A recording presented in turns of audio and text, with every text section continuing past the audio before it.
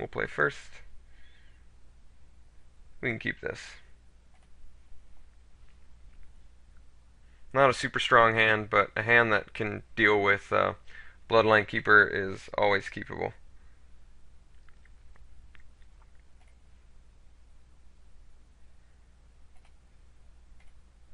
I suppose he could just have Night Terrors and tear the answer right out of our hand. But we gotta just, I think we just had to keep that hand.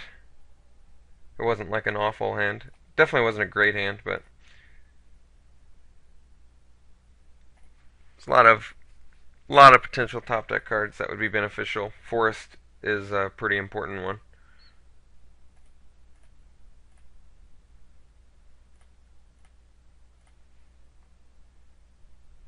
Delver is pretty good. I think we just play the Delver and could get in for one, but I'd rather play around removal here.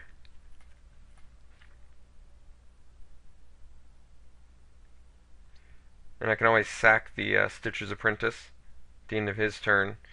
And if I top deck like Stitch Drake or the Makeshift Mauler, that would be really good.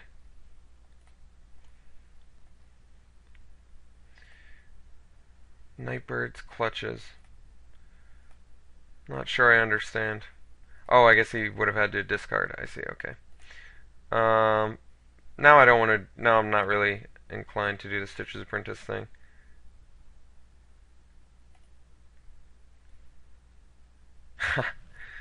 And it's a Stitch Drake. That's funny.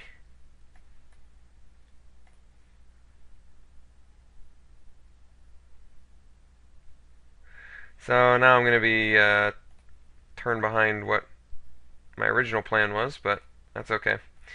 So we'll get in with the Delver, and Stitch's Apprentice is going to sack himself.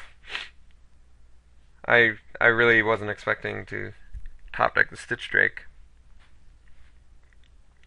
I mean, I just wasn't, I guess, that willing to get rid of the Stitcher's Apprentice just yet. But now that I have the Stitch Drake, I am.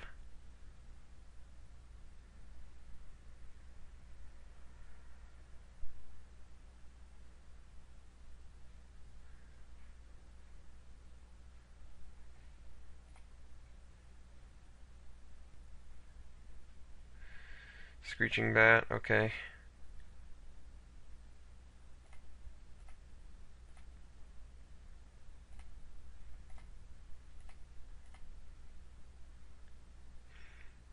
Sack the Apprentice. Yes. Yes, I do.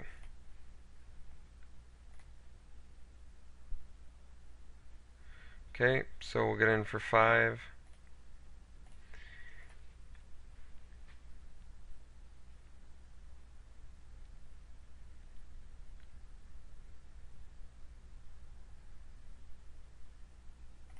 No blocks. So we'll follow it up with a Stitch Drake.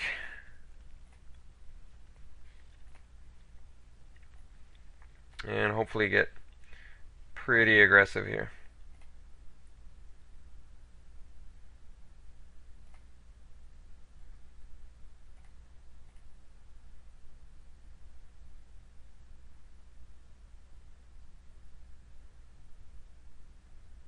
Three green spells, no green mana. Yet another game where we're having mana problems. Interesting.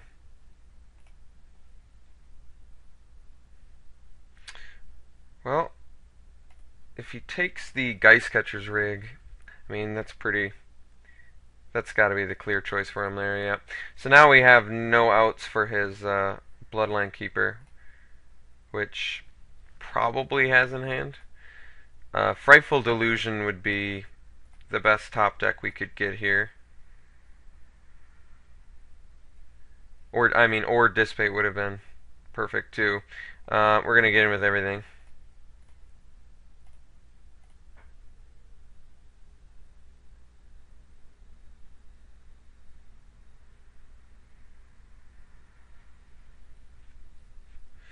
Yep. Okay, we'll think twice here in case we get our other Delver or something. Dissipate. Man. If he plays Bloodline Keeper this turn, a lot of disappointment there.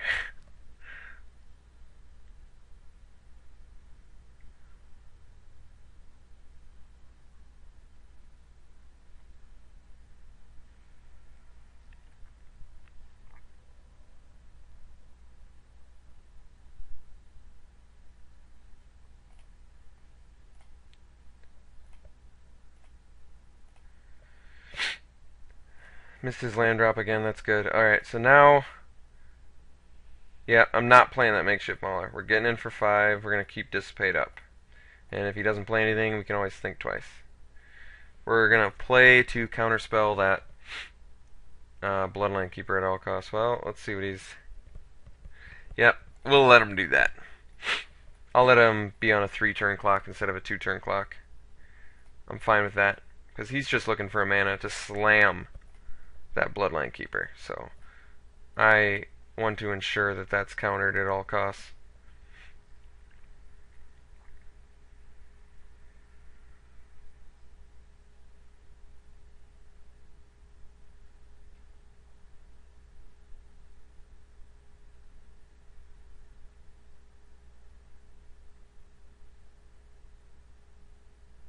I guess I actually could have played the Makeshift Mauler there. Yeah, I'm not going to dissipate that. Because this turn I can definitely play Makeshift Mauler.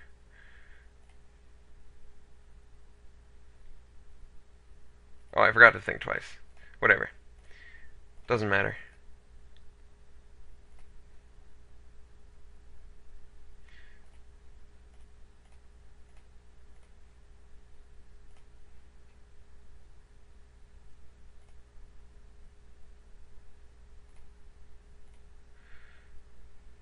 So even if he has Tribute to Hunger here, I'm going to sack the Stitch Drake. He'll go to 6, right? Or is it Toughness? So he'd go to 7. I could still dissipate the Bloodline the turn after that. He got the wrong color, thankfully. Stealing the Stitch Drake. Okay.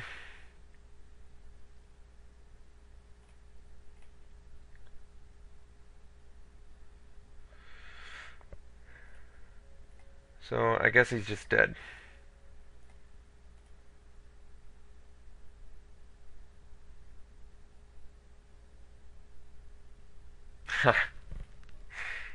That's funny. That is funny.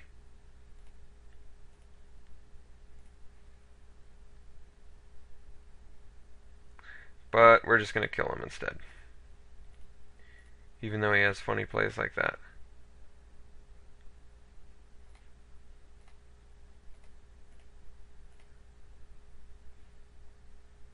Alright, we got there. So we went 2-1. That's not bad. I think this archetype's alright. I mean, it's got a lot of powerful cards in it. I don't think this was the best version of it I could have had, so I might try it again in the future. Delvers, I guess they were a mixed bag. Sometimes they were really awesome, and sometimes they were kind of bad. So I don't think this was quite the right deck for a Lumberknot. I should have. I was just thinking of Stitcher's Apprentice, and maybe that's not good enough synergy, or I don't really know. Yeah, I guess I'll just see you next time.